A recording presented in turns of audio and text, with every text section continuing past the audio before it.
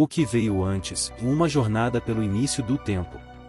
Desde os primeiros momentos da história da humanidade, sempre nos deparamos com uma pergunta que atravessa gerações e culturas: o que veio antes de tudo? O que existia antes do Big Bang? E, mais complexo ainda, será que o conceito de antes tem algum significado quando nos referimos à origem do universo? À medida que tentamos desbravar esse enigma, vamos além da ciência, da filosofia, e até da pura especulação. É uma jornada que nos desafia a explorar as fronteiras do conhecimento humano, tentando entender o ponto de partida de tudo o que é, foi e será. E o que é, afinal, o início do tempo? O que aconteceria se o próprio tempo não existisse antes desse início? A resposta não é simples, e as explicações vão muito além da nossa percepção cotidiana da realidade. Embarque comigo nesta aventura, onde vamos tentar encontrar a origem do nosso universo, ainda que o caminho esteja repleto de mistérios, complexidade e um tanto de incerteza. A grande pergunta. Antes de tentarmos entender o que poderia ter existido antes do Big Bang, é fundamental que compreendamos, de fato, o conceito de tempo. O tempo, como conhecemos, é algo que permeia todas as nossas experiências diárias. Ele passa, ininterrupto, e sempre nos sentimos como se pudéssemos medir cada segundo, cada instante. Mas o que acontece quando olhamos para o próprio início do tempo? Albert Einstein nos ensinou que o tempo não é uma constante universal. Ele é, na verdade, algo relativo. O tempo e o espaço estão profundamente entrelaçados, criando o que chamamos de espaço-tempo. Esse conceito, revolucionário para o nosso entendimento, nos diz que o tempo pode ser moldado e alterado dependendo da gravidade e da velocidade com que nos movemos. Então, se o tempo pode ser distorcido, será que faz sentido falarmos de algo que aconteceu antes de ele começar? Ou será que, no momento da criação do universo, o próprio tempo, como o entendemos, sequer existia? Para nós, seres humanos, é difícil imaginar o universo sem tempo. Nosso cérebro foi moldado para pensar em termos de causa e efeito, passado e futuro. Em nossa realidade, algo sempre acontece antes de outra coisa. Esse fluxo de acontecimentos parece ser a base de nossa existência. Mas quando falamos do antes do Big Bang, estamos enfrentando um desafio imenso. O conceito de antes pode ser irrelevante, pode não ter sequer sentido. O tempo, que sempre nos parece tão firme e absoluto, poderia ser uma ilusão quando tratamos da origem de tudo. O Big Bang e a ilusão do tempo. Agora, vamos dar um passo atrás, no tempo, e tentar compreender o que realmente aconteceu no momento que chamamos de Big Bang. Segundo a teoria mais aceita, há aproximadamente 13,8 bilhões de anos, o universo começou sua jornada a partir de um ponto infinitesimalmente pequeno, denso e quente. Esse ponto, conhecido como singularidade, continha toda a matéria, energia e espaço do universo atual, comprimidos em uma região de densidade infinita.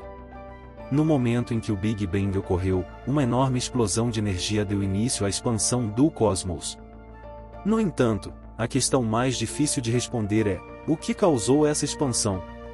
O que existia antes da singularidade? Aqui, encontramos um impasse. Alguns modelos sugerem que o próprio tempo e o próprio espaço começaram a existir naquele instante. Nesse caso, o conceito de antes deixa de ter sentido, já que não havia tempo para que algo acontecesse antes de o Big Bang acontecer. Outros teóricos, no entanto, acreditam que o Big Bang é apenas um ponto dentro de um ciclo eterno, onde o universo passa por ciclos de expansão e contração, em um processo contínuo e infinito. Teorias além do Big Bang. A resposta para a origem do universo não é uma questão simples, e as teorias que tentam explicar o que pode ter existido antes do Big Bang são muitas e variáveis. Vamos explorar algumas dessas hipóteses que desafiam nossa compreensão da realidade. Universo cíclico, e uma das ideias mais intrigantes é a teoria do universo cíclico. Essa hipótese sugere que o universo não teve um começo único, mas que, ao invés disso, ele passa por ciclos intermináveis de expansão e contração. Cada Big Bang seria apenas uma fase dentro de uma série interminável de nascimentos e mortes cósmicas. Segundo essa visão, o universo atual pode ser apenas uma das várias fases de um ciclo eterno de renascimento. Universos paralelos. Outra hipótese fascinante é a ideia de universos paralelos, onde o nosso universo não é único, mas apenas um entre infinitos outros universos. Cada um desses universos teria suas próprias leis da física e seus próprios pontos de origem, o que implicaria que o Big Bang pode ser apenas o nascimento de nosso universo dentro de um vasto multiverso. Nesse cenário, o que chamamos de início do nosso universo não seria, na verdade, o início de tudo, mas apenas o começo de uma realidade específica, dentro de um todo muito maior. Teoria da gravidade quântica. Quando tentamos juntar a teoria da relatividade geral de Einstein com a física quântica, somos desafiados por um novo campo de estudo, a gravidade quântica. Alguns modelos tentam descrever o início do universo com base nesses princípios, sugerindo que a singularidade do Big Bang não era realmente um nada, mas uma espécie de pré-existência, onde o universo teria surgido de um estado completamente diferente, ainda além de nossa compreensão atual. Esse estado inicial poderia ser um ponto de transição entre o que existia antes do tempo e o que conhecemos agora. A filosofia do nada. Se, de fato, não havia tempo, espaço ou matéria antes do Big Bang, o que existia? O conceito de nada é algo fascinante, ao mesmo tempo, aterrador. O nada absoluto é uma ideia quase impossível de conceber, pois estamos tão imersos no algo que nos rodeia, que sequer conseguimos imaginar a ausência total de qualquer coisa. O filósofo Martin Heidegger nos falou sobre o nada como algo que nos provoca, algo que é, ao mesmo tempo, essencial e inatingível. Podemos conceber um estado onde não existem leis físicas? Um estado onde nada existe, nem mesmo a própria ideia de existência? Ou será que o nada é, na verdade, um estado de transição, onde inevitavelmente surge algo? Grandes filósofos como Platão e Aristóteles tentaram entender o nada, mas a verdade é que até hoje não sabemos ao certo se ele é uma realidade ou uma mera abstração. A busca por respostas.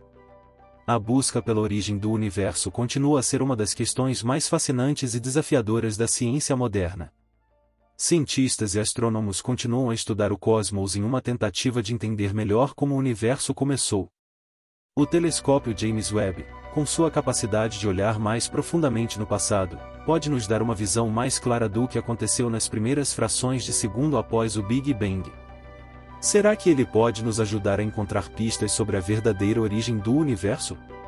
Além disso, pesquisas como as realizadas no CERN, com o grande acelerador de partículas, tentam entender as partículas fundamentais da natureza, que podem revelar segredos sobre como o universo surgiu do nada.